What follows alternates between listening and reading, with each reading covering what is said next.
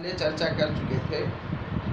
कायिक जनन पौधों में पाए जाने वाली अलैंगिक जनन की एक प्रविधि है, एक प्रक्रिया है। यह दो प्रकार की होती है। नंबर एक, प्राकृतिक कायिक जनन। यह प्रकृति में स्वतः ही पौधे में विशिष्ट संरचनाएं विकसित होती हैं। ये विशिष्ट संरचनाएं जिन्हें कलिकाएं कहते हैं, जो अनुकूलतम परिस्थितियों में नए पौधे को जन्म देती हैं। यह प्रक्रिया जड़ द्वारा, तनों द्वारा, पत्तियों द्वारा संपूर्ण होती है। इसमें हम जड़ द्वारा कायिक प्रजनन की चर्चा करेंगे। कुछ जड़ें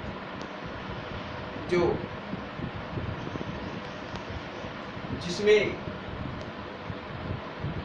अपस्थानिक कलिकाएं भोज्य पदार्थ संचित करके विकसित होती हैं और नए पौधे का जन्म देती हैं। इसके अंतर्गत परवल, शकरकंद, टिनोस्पोरा,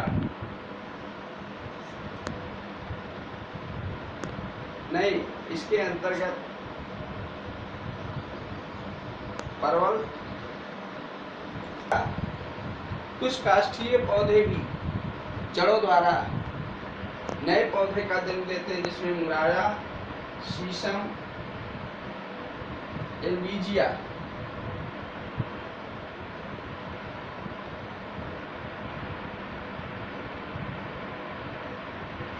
ये जड़ में उपस्थित अपस्थानिक कलिकाएं, एडवेंटिनियस रूट,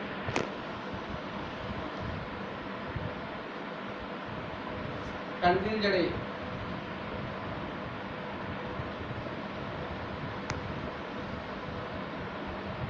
शकरकंद विकसित होकर नए पौधे का जन्म देती हैं, जो कि काटकर अलग करके नए पौधे प्राप्त होते रहते हैं। फिर तनों द्वारा कायिक प्रजनन, इसमें भूमिगत तने तथा अर्धवायवीय तने,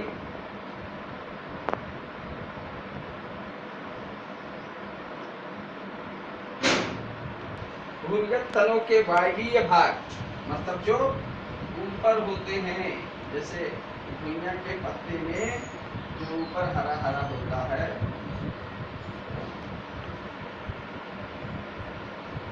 ये प्रतिकूल परिस्थितियों में सूख कर नष्ट हो जाते हैं।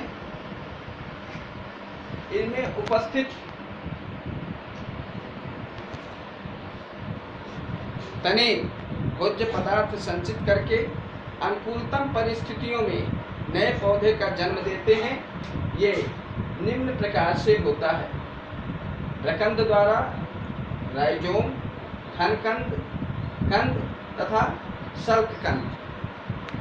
प्रकंद द्वारा, जैसा कि आप कक्षा 11 में तनों के प्रकार पढ़ चुके हैं, प्रकंद, घनकंद, कंद, शकरकंद, ये आप पढ़ चुके हैं। ये जमीन के भीतर भूमिगत तना भोज्य पदार्थ संचित करके रूपांतरित हो जाता है और इनके ऊपर जैसे अदरक, शल्क उपस्थित होते हैं। छोटी छोटी कक्षस्थ कलिकाएं, ऑक्सिलरी बड्स, ये ऑक्सिलरी बड्स अंकुरित होकर के नए पौधे को जन्म देती हैं। इसी प्रकार से हल्दी, कमल, टाइफा, जलकुंभी, ये जलीय पौधा है जो बहुत तेजी से बढ़ता है, बहुत तेजी से बढ़ता है और जलाशय के जल में उपस्थित ऑक्सीजन को सोख लेता है, जिससे जलीय जीव मरने लगते हैं। इसी प्रकार से घनकंद, ये भी भूमिगत तना है जो इस प्रकार से भूमि में ऊर्ध्वाधर खड़ा होता है, जैसे जिमीकंद, क्रोकस, घुइयां, केला। इन पर भी अपस्थानिक कलिकाएं, एकक्षस्थ कलिकाएं विकसित होकर के नए पौधे का जन्म देती हैं। इसी प्रकार से कंद, आलू, छोटी छोटी कलिकाएं जिन्हें आंखें कहते हैं, आई नोट्स,